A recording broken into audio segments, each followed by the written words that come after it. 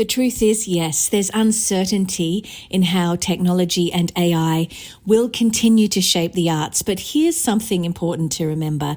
Your creativity, vision, and your voice matter more now than ever. Hey, I'm Lara, an artist, educator and entrepreneur who's danced through life in Australia, London and California. Now I'm an Aussie in Atlanta, Georgia, USA. Juggling roles as an artist, ex-dancer, current actor, author, professional educator and qualified life coach, I'm also a wife and mother of two. Join me on this podcast crafted for creative souls at every level, entrepreneurs, artists, dreamers, and hope-filled humans alike. I'm here to guide you towards a life of love, purpose, adventure, and boundless creativity. As a healthy, wealthy, and wise creative soul, I invite you to hit subscribe for weekly inspiration. Anticipate solo episodes, exclusive interviews with creative luminaries, and insightful discussions with my hottie hubby, Andrew, a specialist performance physical therapist, as we delve into the dynamics of relationships and more. Dive into a 360-degree view of making a creative life you'll love. Welcome back to the Healthy, Wealthy, Wise Artist Podcast. I'm Lara, your host, your life and creativity coach, as well as an actress and a writer. And my background, as many of you know, is in musical theatre in London, in directing and producing and choreographing. And today we're diving into something that's been on a lot of artists' minds lately, technology. Specifically, we're going to talk about the impact of AI and automation on creativity, but this isn't your typical tech talk. I want to focus on you and how you can navigate this shift without losing your creative identity. Disclaimer, I'm not a tech expert or an expert on any of these topics, but I do know that it's affecting a lot of creative industries. So I want to help you with how we're thinking about this and what will serve us as artists from the mental and, health kind of perspective and creative output perspective. If you're not actively defining your creative path, you're passively allowing others to. And in this case, others might even mean algorithms and AI tools. Let's be real, AI is everywhere now. We see it in art, music, writing, and even performances. But the big question is, what does this mean for artists? Should we be worried? Should we fight against it? And some of us already are. We've had strikes around that in some creative industries. Or is there a way to embrace these changes without losing what makes our work human? Now, personally, some of the things that are being fought for, I absolutely agree. We need protections in place. But again, I'm talking about no matter what, this is the world that we're living in. How do we move forward without the fear? So again, how do we embrace these changes without losing what makes our work human? Today we'll break it down, talk about the fears we all have, and most importantly, I'm going to share strategies to keep your art human in a tech-driven world. I know that technology can feel overwhelming. It's moving fast, and the pressure to keep up can make you feel like you're falling behind. But here's something I want you to remember. Technology can create, but it cannot feel. That's where we, as artists, have an edge. AI can mimic brushstrokes, generate music, or write a script, but it doesn't have lived experience. It can't capture the emotion behind a dancer's leap or the weight of a character's struggle in a scene. Our humanity has always been and is our creative superpower. We bring nuance, emotion, and perspective that technology simply can't replace. Stay true to your unique voice, because your story, your background, your personal challenges, these are things AI will never have. As artists, we pull from these deep wells of experience that makes it so important to focus on what makes your art truly yours as we move forward in this technological age. We don't need to compete with AI. We need to amplify the things that make us uniquely human. Think about it this way. While AI might be great at automation, it lacks intuition. It lacks heart. And no matter how perfect it may make something look or sound, it will never replace the messiness, the rawness, or the beauty that comes from human hands and hearts, and that cringe we get as we're creating and it's not quite right, and the human experience in creating. Now let's shift gears and talk about success, because the game is changing. A lot of artists feel pressure to become tech savvy, to master social media algorithms, or to incorporate AI into their process. And yes, staying adaptable in this ever-changing world, it's important, and it's always been that way, because people actually freaked out when the internet first came out. Actually, people freaked out when writing from books first came out. Like each massive change, and that was around the time that printing came out, actually freaked people out. And it's true that this has got a major effect on things, but it's not the first time in history that things have had a major change or shift. There used to be so many gatekeepers because the only way you could appear on a screen was if you booked something in Hollywood, and then we had video cameras, and then suddenly people are able to make their own YouTube channel and produce their own work and upload their own music rather than only going through getting signed. There are advantages, and I want to talk about this because you don't need to just master social media algorithms or to incorporate AI in every process. And yes, staying adaptable is important, but success in the digital age isn't about doing what technology does. It's about how you use it to enhance what you already bring to the table. It's okay if you're not a tech expert. You don't need to be. What you need to focus on is defining your creative vision and staying grounded in what matters most importantly to you. Use technology as a tool to amplify your message, not to replace it. Here's the thing, creativity has always been about adaptability. As artists, we've learned to evolve with every challenge that we face. And while AI might be the current challenge, it's just one more thing that we can work around. The key is resilience. Heck, in Shakespearean times, women weren't allowed to act and men played women's role. There's always been changes. There's always been things that are just obstacles or hard to navigate. You have agency over your creativity. Remember that. You can choose how much or how little to engage with the technology at hand. But even more importantly, remember that your value doesn't diminish just because AI is gaining ground. Hold on to this. If anything, your unique human perspective becomes even more valuable. In a world of algorithms and automated processes, authentic human expression will stand out. Now, I want to get real with you for a moment. Many artists, whether you're a dancer, actor, visual artist, or writer, are grappling with some deep fears and questions right now, like, what if I can't do what I've trained to do anymore? Or what if there's no work for someone like me now that AI or whatever technological thing, in your world it is so prevalent? These are real concerns, especially with the rise of AI and the shifting entertainment and arts industries. Here's how different types of artists are being affected.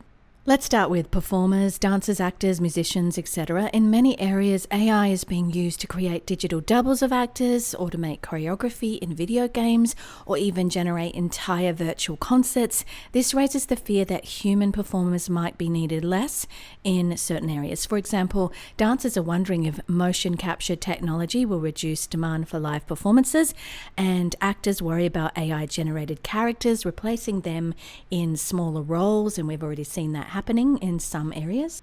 Now, writers and visual artists, AI writing tools are becoming incredibly sophisticated, and we've all seen AI-generated visual art that can produce images in seconds.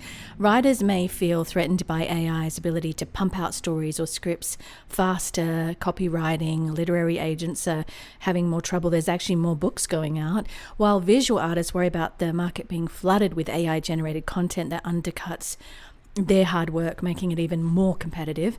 It's natural to feel shaken by this shift. You've spent years, maybe decades, training for your craft, and suddenly it feels like the ground is moving beneath your feet. But let me share this. The craft is still yours. That's not being taken away from you. First, let's acknowledge the fear because it's valid, but after that acknowledgement comes action. Ask yourself, how can I adapt and redefine what success looks like in this new world? Just because things are changing doesn't mean you're obsolete. You're trained for your craft, and no amount of technology can replace your unique talent, your authenticity, your vulnerability, your vision, and the life experiences that shape your art. One thing that AI and automation can't replace is the live experience, the emotional connection that happens in a live performance between a performer and an audience. It's irreplaceable. Think about diversifying your skill set into being able to come back to the live experience if that's not something that you've done a lot of. And look, if you're straight at acting, you might want to go into voice acting. There are things being done around that and protecting artists' voices. There's motion capture work still, digital theatre and incorporating AI into live theatre. That's something that is very in vogue and will be for a long time. Writers, while AI can create content, it doesn't write with the heart that you can. Yes, you may be able to feed it to say things in a way, but it's a collaboration. Ultimately, the good work from AI does come from a collaboration with a human feeding it the right information. Otherwise, it sounds very AI. Your lived experience, that's so important. Writers should focus on depth, nuance, and storytelling that reflects humanity. Explore platforms that value long-form, human-centered writing, or focus on curating a community around your work that AI can't replicate. If you do work with it, it will enhance your work, but again, it's a collaboration. You need to feed it, first of all, quality content and heart. And I personally know when something's written by AI. I can tell. So it's important to me in this time that when I'm reading something, whether it's a blog post or whatever, that it sounds like it's got human heart and story. That's my own story. If anything, for visual artists, the rise of AI-generated art increases the value of human-made art. I really believe that AI may be fast, but it's the slow, intentional work of a human artist that holds emotional value, and this is where you can emphasize your creative process and show the work behind your art and why it matters. I know people who have received healing walking through visual artist galleries and have been through so much trauma, and the story of the art on the wall just does something to them. The human element is so important, and it always will be. So, what do we do when faced with this fear of being pushed out and left behind? Well, here's my take on it. I think number one, embrace new mediums. If work is drying up in one area, it could be seasonal because things do swing back and forth all the time like a pendulum. It's time to explore, though, adjacent fields where your skills are still highly valued. For example, actors can explore motion capture work or voice acting for video games and animation. They still need that. Writers can delve into narrative design for gaming or content creation for digital platforms. I'm not saying you have to, but there is new areas that are being opened up because of AI. Number two, create your own opportunities. And that's always existed, but in a world where digital content is king, many performers, writers, and visual artists are creating their own project. Whether it's a self-produced web series or a crowdfunded art show or even a personal blog that turns into a paid subscription platform, the key is not to wait for opportunities to come. Create them yourself. That's always existed, and it does now even more than ever. No, you don't have to do this one, but it certainly is helpful. But cultivating a loyal audience, more than ever, audiences are craving genuine human connection. Artists who engage with their communities, whether through social media, live streams, or local events, can create a loyal following that AI simply can't replicate. Yes, there's going to be AI accounts on social media. Yes, people will follow them, but push comes to shove, think about it.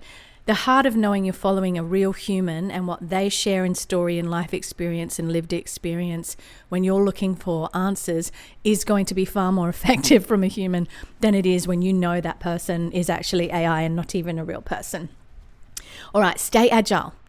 Number four, open to learning. This is not the time to close yourself off and go, career change from learning. Learn about technology, learn what's going on, be aware of your industry, know why if there's a strike on in your field, and there's been one on many, many fields, know why. and what they're fighting for and what they've actually achieved and maybe what they haven't achieved, and just learn, educate yourself. Instead, find ways to incorporate as well new tools into your creative process without letting them define you or take away the fact that there's a craft and you need to work and hone your craft. This is your chance to use technology to elevate, not replace or make up for a lack of skill. You actually need to have your skill at a great level and collaborate and use technology to elevate, not replace your creativity. So number 3, though, strategies for navigating the shift. I want to get practical with you. What can you actually do to navigate this tech shift without feeling completely overwhelmed? These are suggestions. It's nothing I'm saying in this episode you have to do by any means. They're just suggestions and things that are working for me. But number 1, embrace technology without letting it define you. Use tools like AI as assistants, not replacements. For example, if you're a writer, AI can help you brainstorm ideas or structure or give you feedback. That's probably more than you could have afforded before unless you signed with a literary agent or an editor. But your creative voice and your story are still the heart of the work. Number 2, focus on building your creative brand. In a world where technology is increasingly involved, your personal brand becomes even more important. What do you stand for? What stories do you want to tell? What makes your audience know the person behind the work that is being made? Remember that creative brand's not about, oh, these are my colors and this is my font that I'll use. It's about your story. It's about who you are. It's about what you stand for. That is what causes people to follow you. Number 3, leverage technology to gain exposure. Social media algorithms are powered by AI, but that doesn't mean you have to cater to them. Use these platforms to showcase your work, but always stay true to your own message. Don't bend your art to fit an algorithm. Let the algorithm work for you. Number 4, create a community around your work. One of the biggest advantages we have as artists is our ability to create a community around your work. Connect with others on a deep human level. Build a community of like-minded creatives who understand the challenges and joys of the artistic journey. Share your process, your struggles, your wins. AI can't replace that genuine connection. I love it, and nothing's going to replace that for me personally. The more you cultivate this kind of community, the more support you'll have to weather industry changes. So, what's the takeaway, guys? As AI and technology continue to... It's not about fighting against what is there. Yes, we need protocols in place. We need protections in place. So that's not what I mean. Hear me. It's not about fighting the actual changes that exist. Or fearing it, because they are there. They're already there. I'm talking about what's already present, even in the midst of us fighting for protections. It's about recognizing your own power as an artist and understanding that your work has something technology will never replace. Your heart, your voice, your unique perspective. You don't have to have, you don't have to be an expert in technology to dive into this changing landscape. And the only thing you need to be an expert at is being yourself. And believe me, that's not easy for everybody. Hence the work of Brené Brown and vulnerability is so big. You just have to be an expert in yourself and in your art, but you don't need to be an expert in all of the technology. If you're not actively defining your creative path, you're passively allowing others, whether it's technology, the industry, or even fear itself, to define it for you. Take control, stay adaptable, and most importantly, stay true to the core of what makes your work human and meaningful. Thanks for tuning in today. I know the landscape is shifting, but the one constant is the value of human creativity. And as always, I'm here to support you on the journey, whether you're a dancer, actor, writer, visual artist, or anything else in the creative world. Your creativity matters. Let's keep creating boldly, no matter what changes come our way. Get online, whatever platform you're on. If you could just pull over if you're driving, just jump on and scroll to the bottom of that platform page and just give this a review. That would mean so much to me if you're still listening. It helps me to reach more people. I love your comments. I do read them. So I appreciate that also. If you if this has helped you or somebody's freaking out about this, feel free to share this episode. I want to be able to be shareable and help to others. And always, friends, remember I'm here for coaching or whatever you might need. You can head to laurabiancapilcher.com, your life and creativity coach and a lived experience artist right there with you on the journey, friends. Until next time. Phew, today's masterclass is done. I love reaching back and saying, I've done this, and helping you learn the easy way. If you want more, head to laurabiancapilcher.com for show notes, links, freebies, my blog, coaching and courses, and you can also head to my socials, Laura Bianca Pilcher on Instagram and Facebook. I'm also on Twitter and Pinterest. Thanks again for listening. Please leave a review on Apple Podcasts. That would mean the world to me. And of course, keep on living the healthy, wealthy, wise artist living towards your dream life. Bye, friends. P.S. Shout out to my hottie hubby, Andrew Pilcher, who does all the editing on this podcast.